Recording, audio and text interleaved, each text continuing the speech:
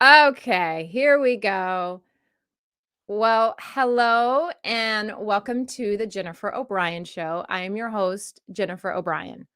Here I am again. Just every week I come on here. I cannot believe that I have a show with my name in it.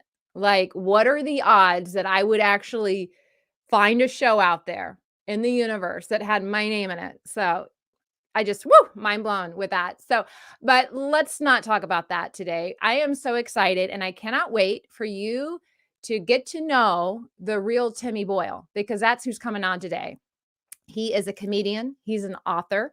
Let's see. I just happen to have his book right here, Inside Timmy's Mind. And it's a great read. So, it's if you want something kind of funny, lighthearted, and reading material in the reading room, this is a fun book to read. And he's also an Instagram model. I mean, so come on. But anyway, very funny guy. I met Timmy, I want to say several years ago at a conference. And when you just are able to talk to somebody and they just kind of hit that ball right back to you, he's that kind of guy. He likes to have fun. He's super funny. And I just cannot wait for you to meet him. So without further ado, let's bring Timmy Boyle. Well, hello, Timmy. Welcome. Oh, I'm sorry. Did we interrupt you?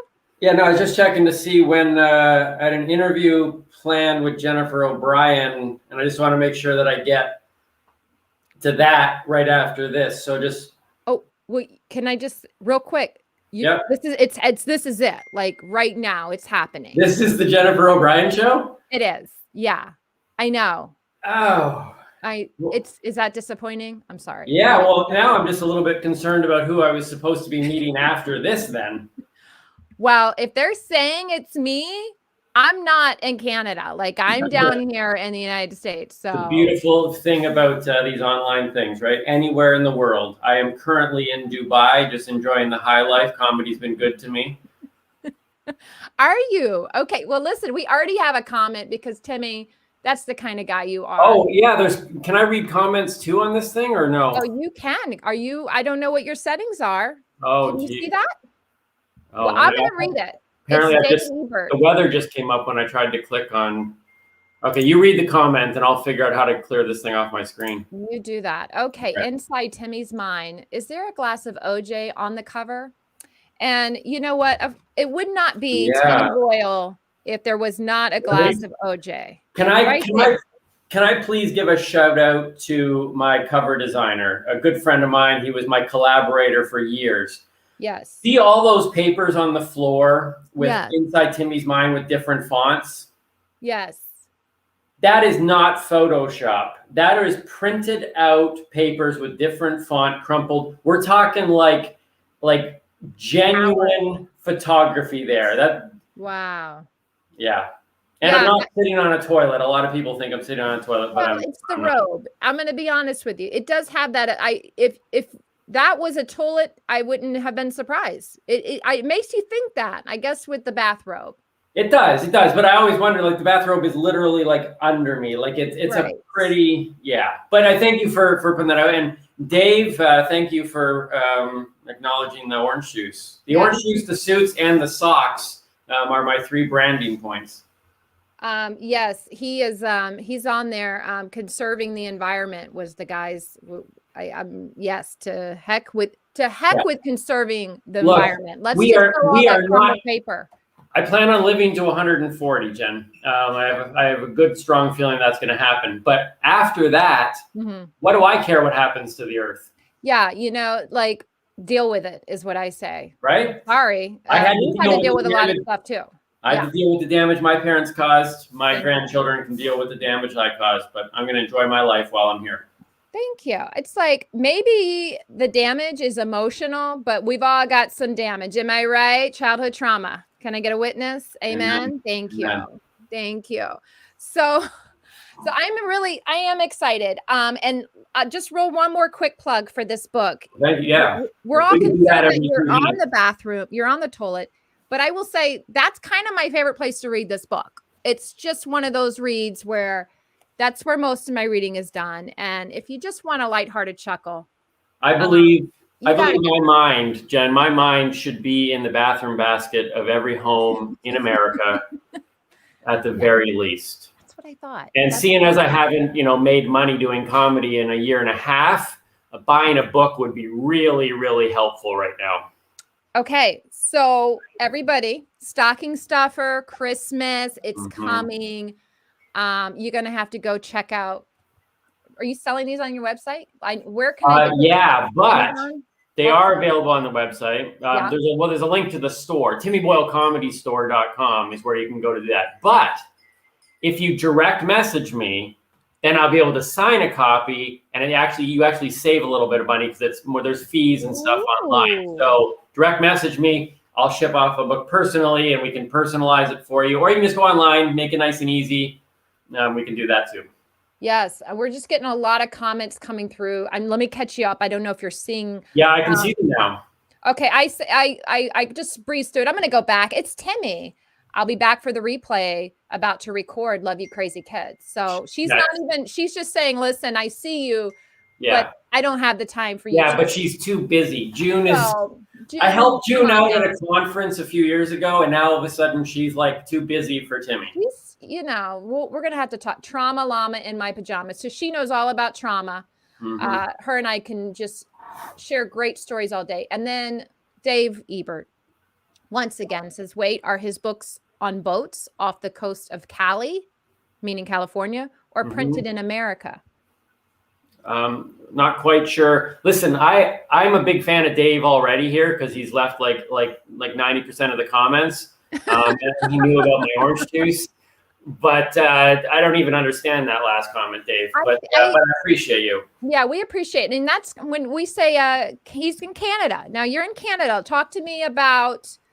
So I just could talk all day. We could just shoot the breeze because I've noticed that's what you and I do really well together. You talk and I listen. Yeah, I've noticed that. It's a great interview, Jen. We've heard more about your story. Well, you sold my book a lot. I do appreciate that. I'm pitching. I am pitching for you. Okay. So guys, before we move on, direct message Timmy Boyle.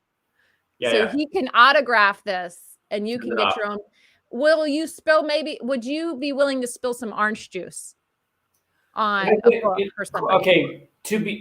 I wish I had it here with me. But I'm at a different location than my house, which I won't share that information specifically because of stalkers and stuff. But in my fridge, I have a glass, my upstanding comedy glass, with about this much of what used to be orange juice. It was a science experiment gone bad. And it was the last orange juice I had when I left tour before COVID started. We finished 2 days of touring just as COVID. We got home from touring with David Tennant, or not David Tennant. That's isn't that a? Oh, I know who you're talking. No, his sis. Like Judy Tennant. Wait, are you talking about? No, what's his name? Oh my gosh, that's COVID brain. Like we haven't really been connected. I know who you're talking about. So I know who you're. Yes. So anyway, I feel bad. I feel horrible now. I just got a brain freeze. I'm thinking of Doctor Who because David Tennant is a Doctor Who character. I'm not a Doctor Who fan, but an episode on a podcast that I've been doing is this week's episode is Doctor Who episode. Derek Tennant. Yeah, Derek Tennant. So today we're actually filming chunks for this Doctor Who episode, which David Tennant plays a prominent role. Anyways, needless to say, I wasn't with David Tennant. I was with Derek Tennant. COVID started. I came home with that orange juice, started a show called Calling Comedians in Cquarantine, did 100 episodes of those. You were on that show. Yes. And as I drank that same thing of orange juice every single episode. It was a daily show. And here's what happens with orange juice over that much time. It slowly starts to vanish. Ooh. And then it slowly started to get this dark film on it. And I still have it now about what is it now? 18 months later in my fridge. It's no longer orange juice. And I just plead with people, if you can't book me for an event, and please do, that would be much appreciated because I get more money than book sales. But if you want to buy a book or a glass or socks, do that because I haven't been able to afford orange juice. I literally have this much of what used to be orange juice in my fridge. So help a boy out is all I'm asking. Help.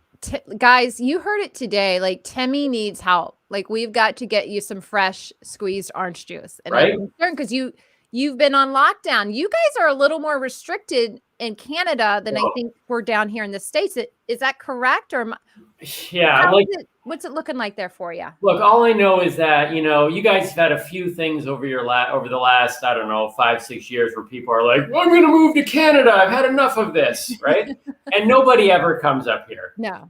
But I'm getting to that point where I have no desire to live in your country. But this last few months where we're starting to see how ridiculous our country has gotten in some of the lockdown stuff, I might move down there. If Dave buys 10 books, I will consider it seriously. Dave, no pressure. 10 books. We got him down here. And listen, you can move down here. You can go to my home state, which is Florida. It's the Sunshine State. And guess what they grow in Florida? It just grows on the trees. Pot. What? Oranges. What?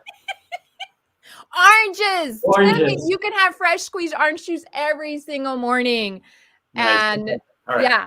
And but that's not where you live now, right? No, I'm in Georgia. I'm in the Peach State. Yeah, congratulations, Braves. Hey. Oh, thank you. I didn't watch a single, I was going to say episode. I didn't watch a single match.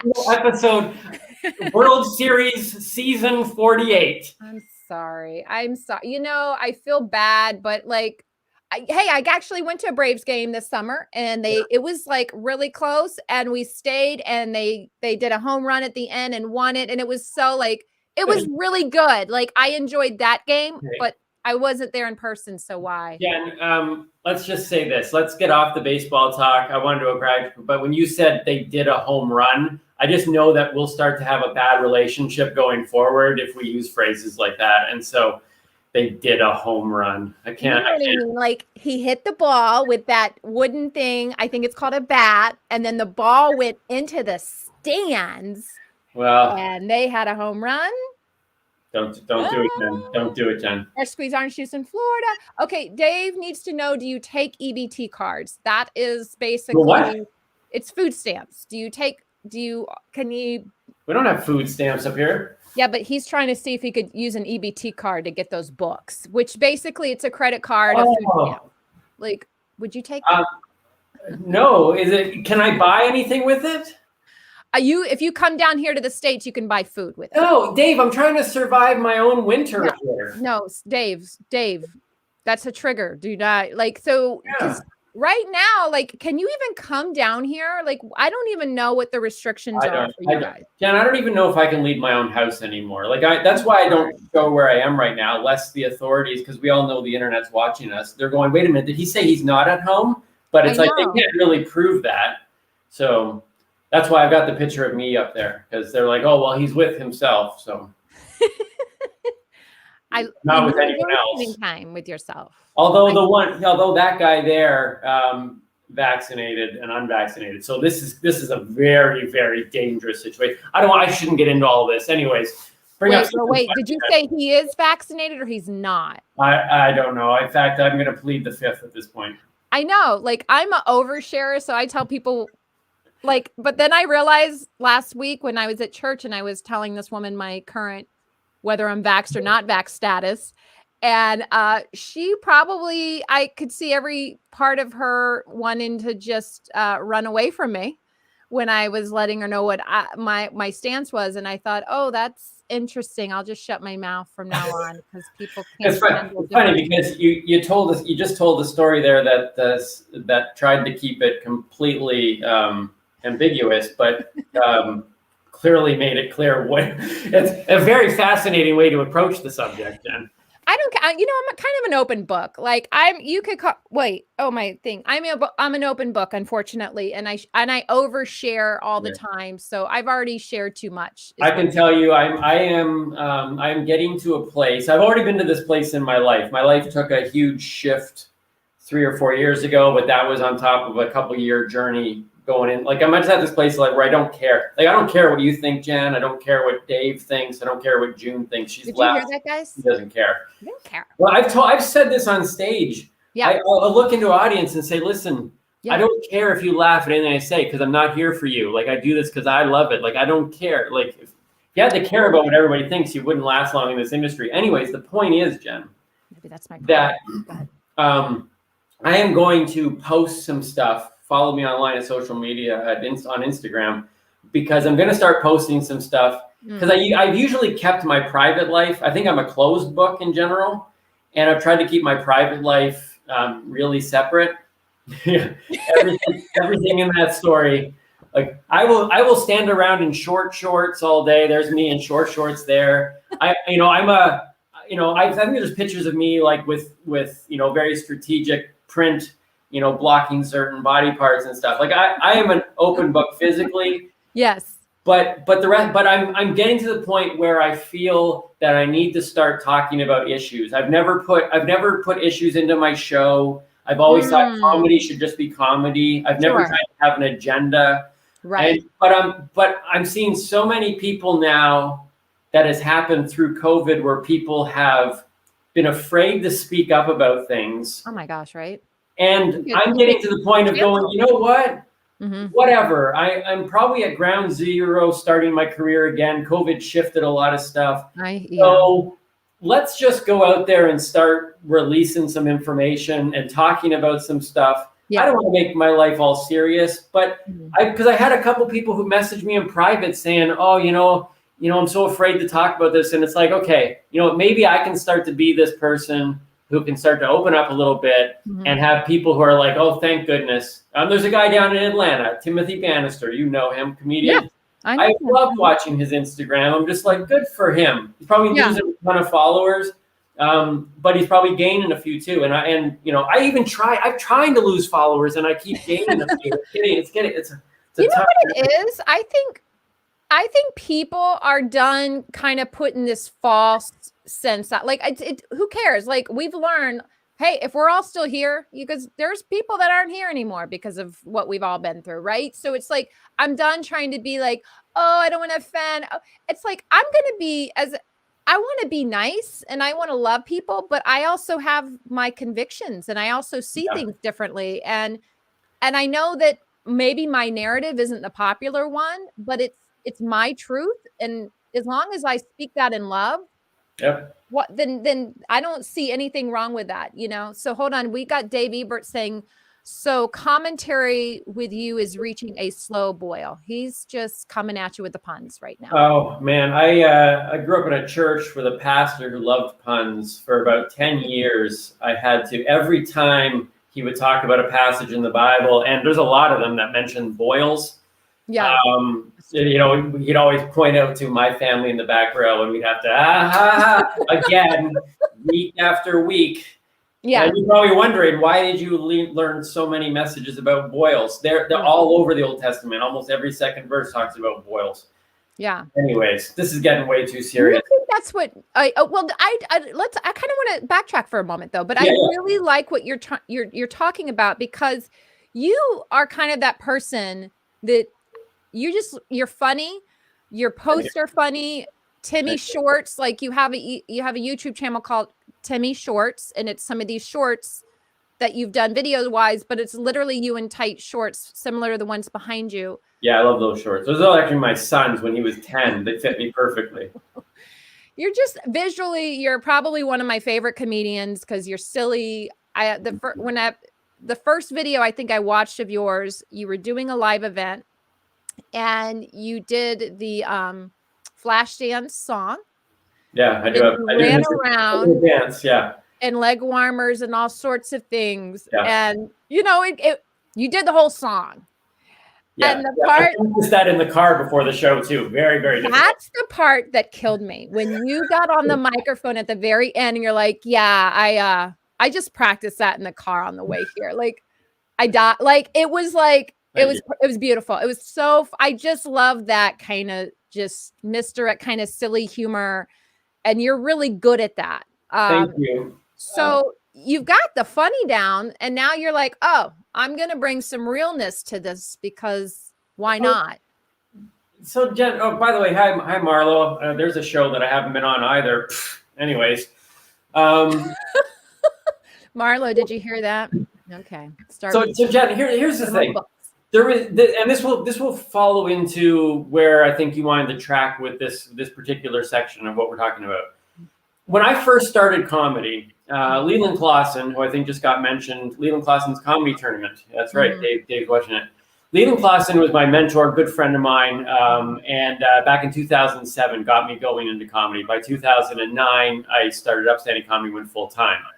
For years, though, all I did was stand on stage with a mic, a stool, and tell stories, because there was this stigma attached to, if I tried to do anything theatrical, it wasn't stand-up, right? And so I tried to be pure stand-up.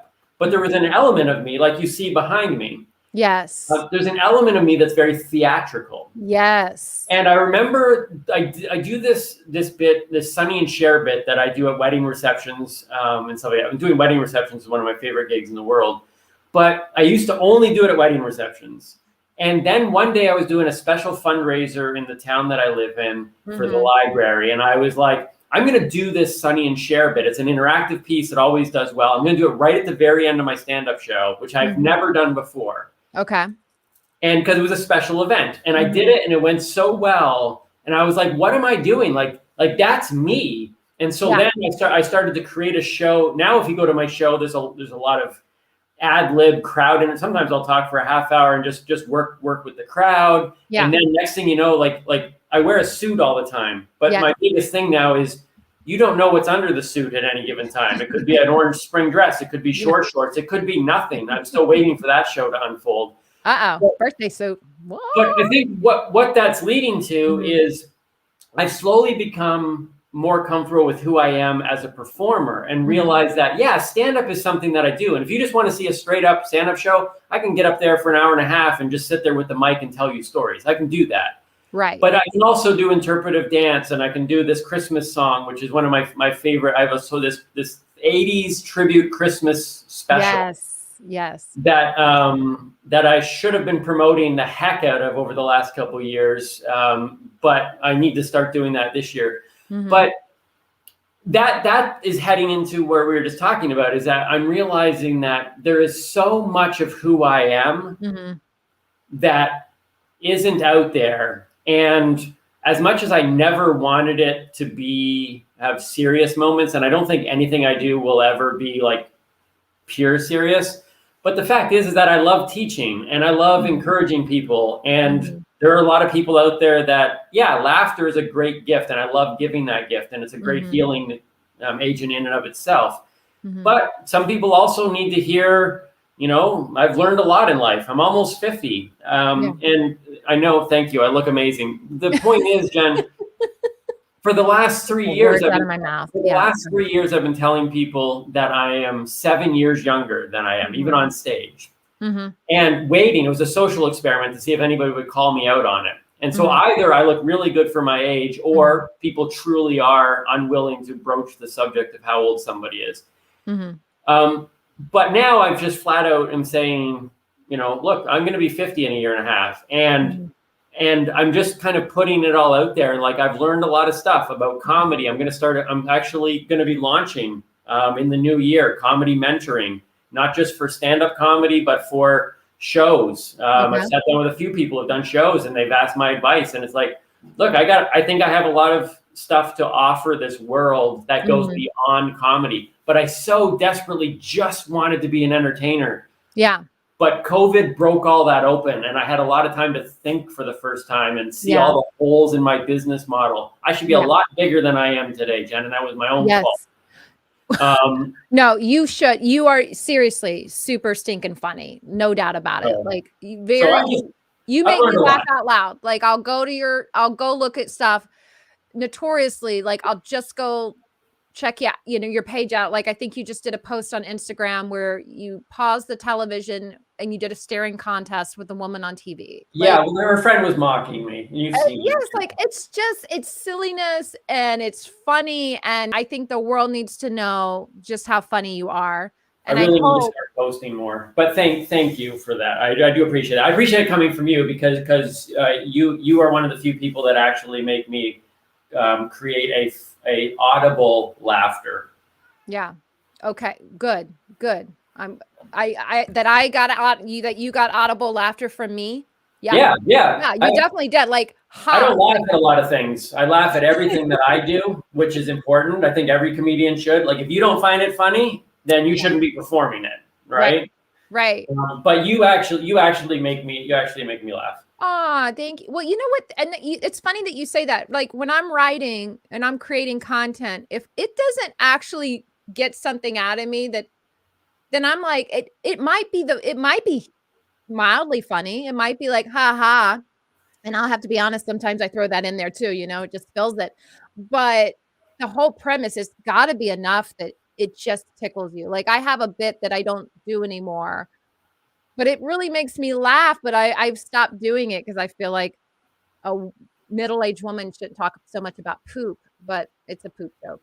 I know. I'm a sucker for poop jokes. You got to be you, and I think I tried to be protective of my brand for so long, and I'm going to be honest with you. I think one of my hindrances was I branded myself too narrow, and I know people say go for the niche, but my upstanding comedy, everything was branded. Like the problem is that there's things that I find funny, that aren't incredibly, really deeply rude and offensive. Although nowadays anybody gets offended at somebody could look at this picture and go, "Oh, he's showing too much thigh." Although those are yoga thighs and they are very, very nice. But the point is that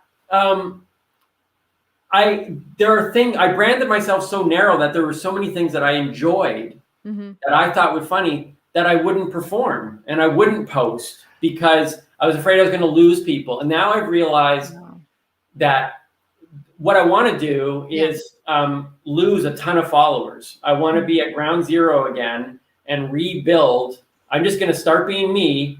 And if I lose, I'm at 666 followers. So that's already I saw that. I almost unfollowed you right there just to pull that number off. Right? It went up to 669. And so I took 3 people off my follower list. They might not even know that, but I took them off just to keep it balanced. But I'm not afraid anymore. Like you're gonna see some stuff, Jen. You might stop following me in the near future. But I am going to start just post. I need to start posting me and start being me. And I'm no longer afraid that I really do believe that ultimate success, and I've been afraid to actually apply this belief system that I've had for years, which is ultimate success is when you have just as many haters as people who love you. And that means you've hit this chord. And I haven't done that because I've tried to play it too safe. But I'm almost 50. I'm throwing it all out the window, Jen. Listen, it's funny you said that. Okay, you're getting all this feedback. Okay, Marijane Baker, which I know is one of your comedy pals, and on roller skates at that #talented, she says. She also says yoga thighs. Yes. Yoga shoulders. Yeah, and Dave says they are great thighs. We're brothers in Christ, so I can say that, right? And sure you can, Dave. So, mine just went. So you said something very key right now, and it's funny. The first time I've gotten some negative feedback, I kind of was like, what the heck? Like, bring it on. Okay, because it's usually done on social, and let me go check out your page. I got some things to say to you. And kind of funny, but then there's that part of me. It's like, you gotta, if you put yourself out there, you're going to get people that are like, you're not funny, you're annoying. So it's funny you said that. It's like, it's okay to have people that dislike you. And that's probably meaning you're doing some things right, because you're actually throwing out, like when I did the Housewives last year and I boosted a post on YouTube, I was like, oh my gosh, I got to just put it out there. Yeah. It got so much I don't know how the ad ran, but people were like, WTF, a lot of that. And which I was thinking, oh, watch the fun. They like what they're seeing. And that's not what WTF stands for. I've come to find, but the negative stuff is actually a good sign. And it's not just a good sign. It should be a goal. It's a goal. Okay, so I'm going to put that on my goal sheet for 2022. It should be a goal. Feedback. Because it means like when people are giving me thumbs down, it's just like, okay, good. That means people that are not my little core circle is seeing everything that I'm putting out. And and hate is gonna hate, Timmy. Well, I hope that when my followers lists purge on their own volition in the next month, probably in the next month and a half, and I start from ground zero, that you will be one of the few that remain. Because hey, and some people will say, "Oh, why are you doing that? That's different than what you've done before." I thought because some people are going to say this, and they've already started saying this. "Oh, I thought you were a clean comedian." The line of what clean is like is so wide. Like, not clean comedian's not even a good title anymore, because what's your definition of clean? Some people need, like, I can't wear these shorts in some shows if people think it's a clean show, right? Sure. So how you rate that? So people will, I'm sure that's going to come out. "Oh, you're a clean comedian." I thought, "Why are you doing that?" It's like, no, look, the people who know who I am, who, if you really think you know me, which a lot of people don't, you don't know me. Very few people do. Because I keep everything in. That's a good Irish trait. I gotcha. But on that one. But if I've also realized this is another thing too. Don't ever explain yourself. Like my journey that I'm about to go on, people say, "What are you doing? Why are you doing this?"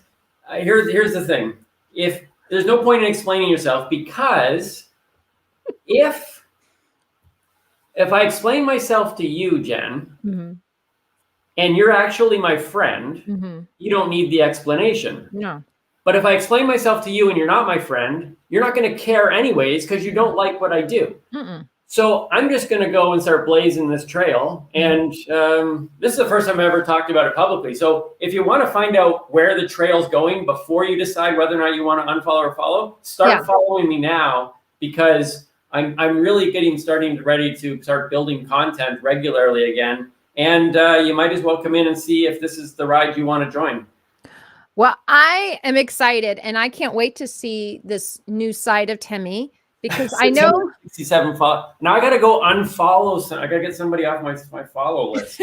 Well, no, he's saving your soul. Dave Ever went and followed you on Instagram. You're at 667 now. I'm at 668 now. I can't even bottom out here. What is happening? I'm trying. Listen, I know. And I think that's, vulnerability is so, I think we're in a time and space where people can be funny, but you seem to be evolving as a comic, and you're like, I have so much more to say. So it looks like we're really going to go inside Timmy's mind, and I would like to hear that. And I find that refreshing, even if I don't agree, just as long as I want to just have conversations. Like, why did we all of a sudden, we only can have one-sided conversations? It's like, that just seemed to kind of come out of nowhere. And I want people to disagree with me. I want people to have different, because that's what makes the world amazing. We all don't look alike, sound alike. We're not. So it just seems like, don't get me started, because listen, I go deep into some of these, where we're headed as a global world, and how this isn't just happening here in the States. I definitely see it happening in Canada. I see it happening over in Europe, Australia. It's happening globally, that we're all just, having to fit into these boxes. And I'm like, this was never like this before. So I don't know. I mean, I know you've done a deep dive into my stuff. You can start by eliminating those who think Ben Affleck is the best. Yeah. Look, if Michael, I have a T-shirt online at my store, timmyboylecomedystore.com. It says, if Michael Keaton is not your Batman, keep social distancing. I don't need you in my life. If any other Batman is your Batman, please, mask it up, stay away. I don't need you. I don't need you around. Anyways, so thank you for that. Okay, she's just reminding. No, see, but I don't understand why she's thanking Dave for the follow, because she understands I'm trying to bottom out here. She is. She gets you. So just to stay on this topic, and I don't know where you wanted to go with this conversation, but we're kind of wanted to follow this theme here. So you've done a deep dive into my stuff. Are you aware of the podcast that I'm currently doing? A little bit, but I knew you did comedians in cars and quarantine, but then I was realizing you had another podcast going. So I would like for you to talk a little bit about that. Okay, so here is one thing that has already affected my bottom line and will affect my business going forward, is that I chose to start doing a cannabis podcast. Yes. Now, a lot of people, especially in the religious world that I grew up in, the very fact that I don't consume, the very fact that I talk about it and am in a conversation with it, like what I brought it up because of what you said about it doesn't matter whether you agree or disagree, it's about having the conversation. And so I started this podcast with Marijane Baker, and we talk about cannabis from both sides. And as somebody who grew up, I grew up in the church, I didn't know anything about it.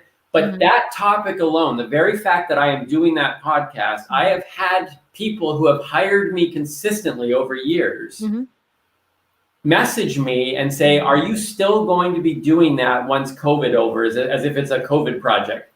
Because the implications are, if you are, we can't continue that thing. I am losing business by simply having a podcast that discusses cannabis in a positive light. Now, to me, people would say, well, what are you doing? That's going to hurt your brand, your career. I'm just going to be me now. And but for people that I've genuinely already lost as followers, and people who have in their passive aggressiveness haven't told me anything, but have simply stopped paying attention. Sure.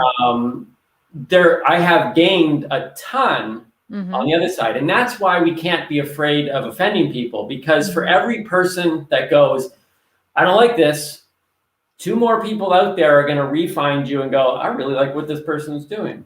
So it was a risk for me. I knew it was a risk. I knew it was a risk, and I've already seen the damage as a result of it. But I've embraced it, and I've realized I enjoy doing this show. I think there's a lot of value in it. Right. And I'm going to continue to do it. And that's why I'm saying, I'm hitting that place where it's like, I'm starting from ground zero. Those that want to leave can leave. Those that want to stay can stay. But Timmy's on this journey, and I'm evolving not just as a comic, but as a human being. Well, first off, I think you grew up in the wrong church, because there was no cannabis in your church. I mean, I don't know what religion you grew up in, but I grew up Catholic. So we were drinking and smoking and having a good time. So little plug for that church. No, I'm not a practicing Catholic anymore, because, I'm kind of kidding.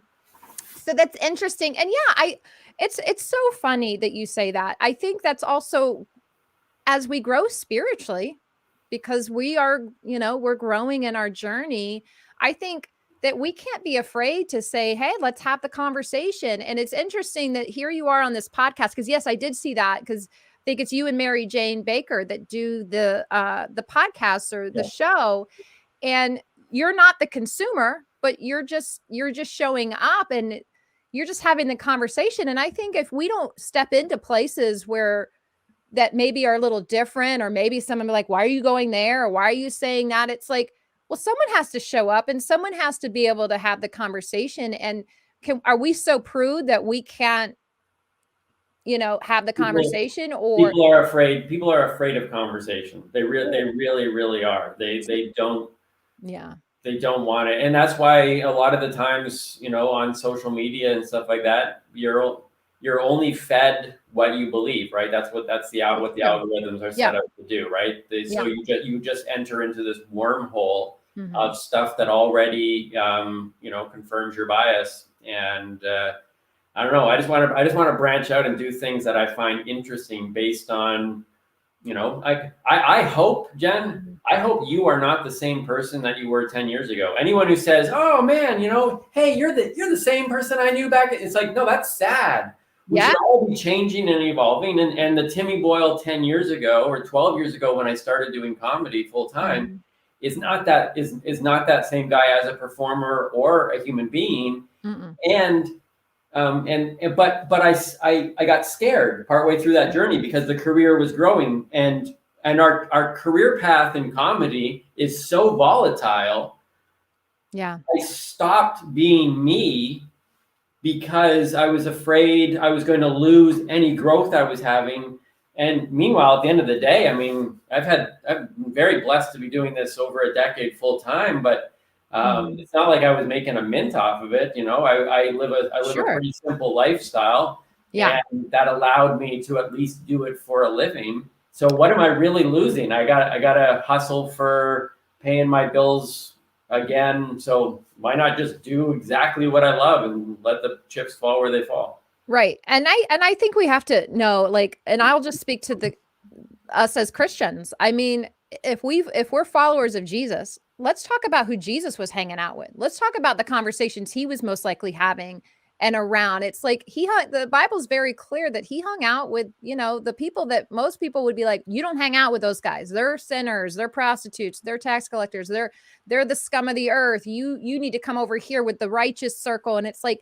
I can't do that. That's not who God didn't make me that way. Like I would, if I walk in a room, I usually kind of gravitate towards the people that maybe not everybody wants to hang out with because they're fun. I'm sorry. Let's just be honest. Let's have the conversation. We're going to have a good time and we're going to have fun versus, oh, let me come over here, put my religious mask on and act like, I don't mess up. It's like, I can't play church anymore. And I think a lot of people are coming out of this pandemic and everything like, why are we putting on all these masks? I mean, why are we masking up? Let's just be who we are. Go let our light shine, go into some dark places, have some dark conversations, like just put it out there. And if it leads you to some people like, oh, well, we can't associate with you because of this, that, and the other, it's like, well, then that's fine. Because like you said, Timmy, like there's other people that will, and I'm not going to worry about the ones.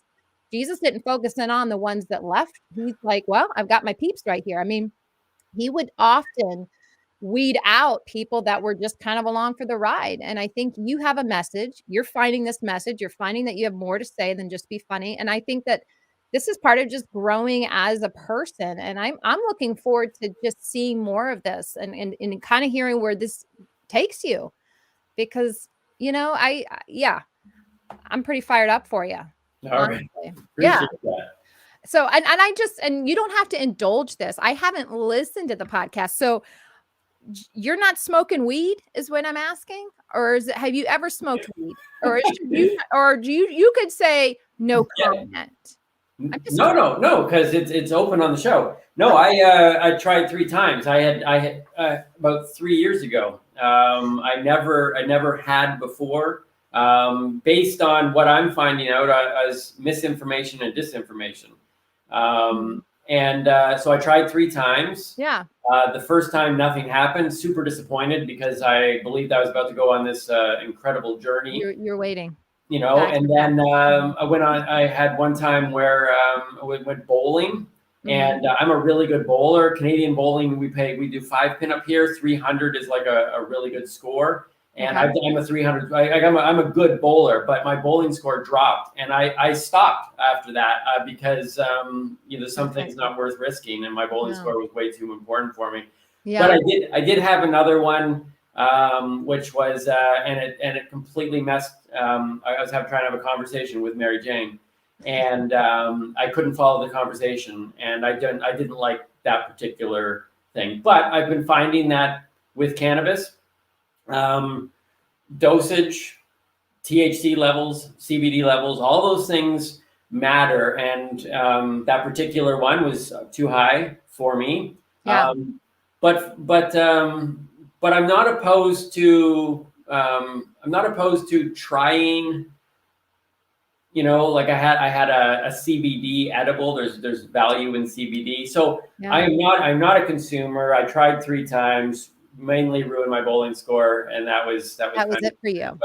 But yeah, because the journey for me was never about now I'm like people are like, oh, now you're going to start smoking cannabis. No, the journey for me was about trying something and experiencing something that for years I had been either not told about or been kind of danced around. Sure. And it's like, well, I'm almost 50, so let's try it for goodness sake. And so I tried it, and it wasn't for me, but I stand now in the industry of it and in the culture of it as someone who came in from the outside going, you know what, I think there was a lot of misperceptions, and so now I'm about trying to figure it out and learn about it and have the conversation. So that's what the show is about. And it brings my quirky, MJ brings the education. Yeah. We both I think have similar kind of humor. So we bring a lot of humor to it as well. It's edutainment, but we do try to make sure it's educational it's called the Noobie and The Doobie. So yes, for the newbies and the doobies, if you don't consume, but you know people who do, and you just want to hear a little bit about, the whys, because we have interviews with people and they just tell their stories. So yeah, that's kind of what I'm doing. Yes, and that's interesting. So yeah, I don't smoke it because I don't want to be paranoid all the time. Let's just be honest. It was not my friend, and that's okay. I just don't feel it. It's a whole new conversation I think the church needs to have, and I don't even want to say the church. Sometimes we have to just be on this journey, and we have to just allow the conversation, because I know there's a lot of people right now on a lot of pharmaceutical drugs that are trying to help them balance, and yet these drugs are affecting their, in such adverse reactions. And then we have, cannabis or whatever, and used now with science and them knowing how to kind of even things out, we're seeing a lot of people helped, and a lot of people, I think there's a balance, and I think that's going to be up to the individual. And I think there's just so many ways people can go about it. So I'd be really interested to hear kind of some of the conversations that you and Marijane have on that podcast. But yeah, that's kind of a weird taboo thing, I think, that's been in the church for so long. Like people would, well, one of many. Yeah. It goes back to what you were saying earlier, though, is the problem with people. And look, I don't like people at all. They've given me a career, though. My comedy is all based on the interesting, weird people around me. So keep them here. But I think we've become so accustomed to, we just want to be around the people that, like you said, it's not just the church, it's society at large. We just want to hang out with the people who do and say the things that we do and say. And one of the things that's been interesting about me being in the cannabis space now is there are very few people who don't consume who are actively in the cannabis space. It's like, wait, hold on one second. You're in the space, but you don't consume? It's like, yeah, I've come into your world and I'm still not consuming. So it's like, but people are so quick to be like, well, if you don't come in unless you're going to do what it's like, no. Well, we don't have to do or say or even believe fully. Yeah, sure. Let's just learn to be in other people's worlds and get out of our little narrow walkways. And so and I love that. And I think, it's being legalized. Like, we have to learn that it's going to be just as much a part of our society as drinking, and learning how to manage it, learning how to kind of regulate it, in the sense that we have to educate, the next generation. Like, this is, it's not a matter of, if, it's when, right? Like it's moving in this direction. And so you're right, it comes down to education, and it comes, I was blown away as a Canadian when I went down to the States to visit friends on a dairy farm in Michigan. And they took us out shooting in the back. They all had guns. Their kids grew up with guns and stuff like that. And, I went to their church that morning, and like she said that two of the deacons and the pastor were all packing. And that was a completely different world. It's lovely for me. Yeah, it's great, right? But what I thought was interesting was they their kids had guns at like young ages, and cannabis and alcohol, guns, whatever. There's so many things across the board. It's like, look, educate people properly when they're young. Don't try to do this the thing that often happens, like, don't do that, but with no explanation. Right. Like walk it through. And then, I tried to do that as a parent as well. It was like, we tried to be very open with our kids and say, here's the thing. If you were ever to do blah, blah, blah, blah, let's talk about this could happen, but there might be a positive outcome, but when we give you the information, right, you deal with that accordingly, and that's what's happening here. I mean, in Canada, it's legalized across the board. Although the term legalized, there's so many restrictions. You guys are at a different space in states in regards to it. Yeah. But so I don't know. I guess this is kind of my first foray into everything I've been talking about. That as a clean comedian, yeah. Although I do entertain on this podcast, I have taken a role to speak about an actual cultural topic that isn't just wrapped up in my comedy set.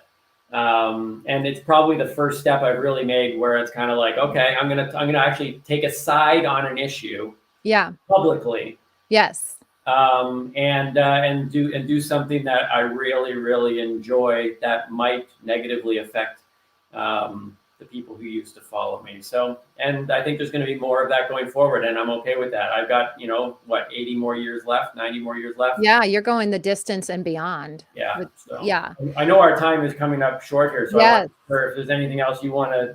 Yeah, get to. Let's do it. Thank you. Well, so thank you. That was, and I am looking forward to kind of seeing how that works for you, and just exploring that. I think that it's just it sounds like you're just kind of evolving and growing and putting some things out there and taking some risk. And I look forward to seeing how that works for you. So before we kind of get off here, is there anything else? You said you're working on some mentorship opportunities coming.